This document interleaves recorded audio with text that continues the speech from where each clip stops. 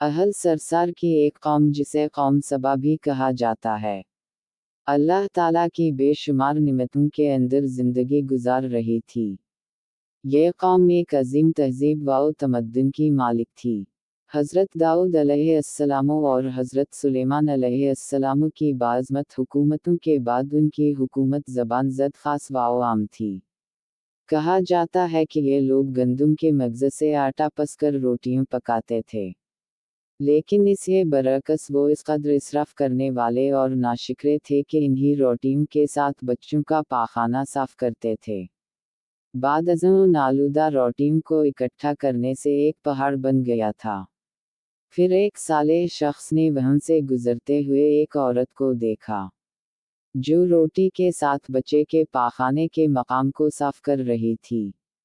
उस शख्स ने औरत से कहा, तेरे ऊपर अफसोस, खुदा से डर, कहीं ऐसा ना हो कि खुदा तेरे ऊपर अपना गज़ब ढाए और तुझसे अपनी नेमत छीन ले। इस औरत ने जवाब में मजाक उड़ाया और मगरूराना अंदाज में कहा, जाओ जाओ, गोया कि मुझे भूख से डरा रहे हो।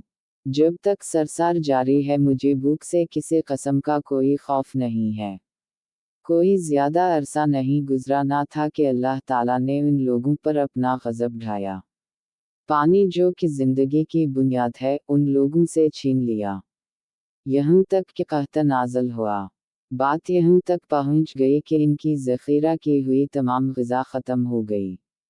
आखिरकार वो मजबूर हो गए कि इन्हीं आलूदा रोटियों पर टूट पड़े, जो इन लोगों ने इकट्ठी करके पहाड़ के मानिंद ढेर लगाया हुआ था।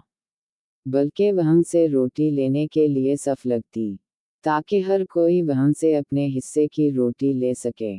कुफरान नेमत कहता और उनकी बदहाली के बारे में मुतअद्दिद रिवायत मौजूद हैं।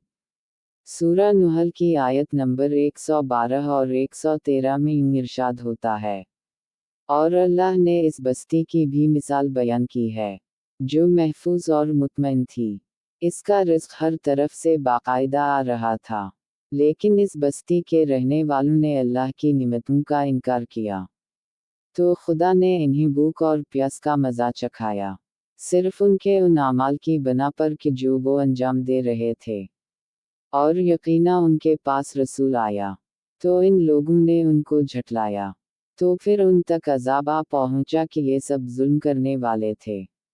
उसे कौम सबा के बारे में एक और वाक़या बयान होता है कि उन लोगों ने अपनी ज़राअत को बेहतर तौर पर काश्त करने के लिए पानी ज़ख़ीरा करने की खातिर बलख के दो पहाड़ों के दरमियान एक बहुत बड़ा बंद मुअर्रब तामीर किया हुआ था।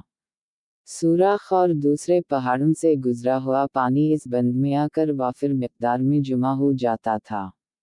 कौम सबा ने इस पानी से सही तौर पर इस्तिफ़ादा करते हुए वसी व अरीज़ और बहुत से खूबसूरत बागात लगाए और खेती बाड़ी को रौनक बख्शी।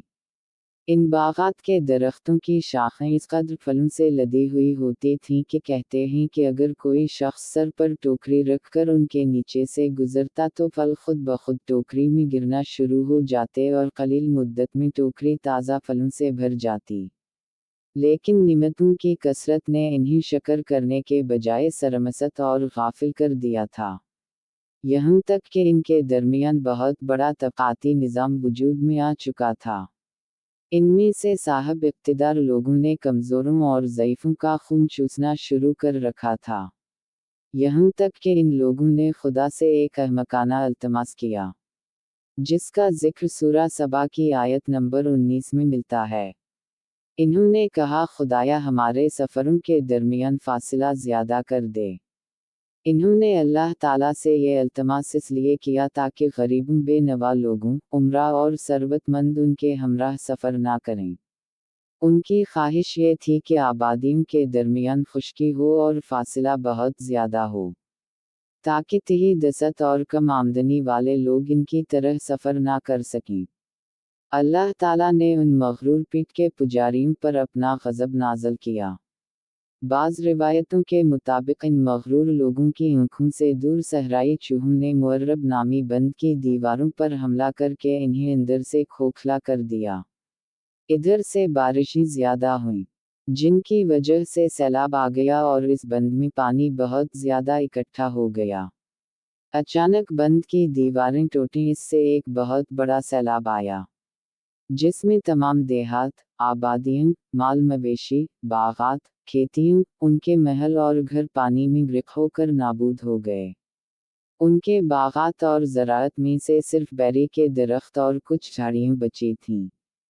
खुशअलहान परिंदे वहां से कूच कर गए थे, जबकि अलूम और कूम ने कौम सबा के खंडरात में अपने घोंसले बना थे।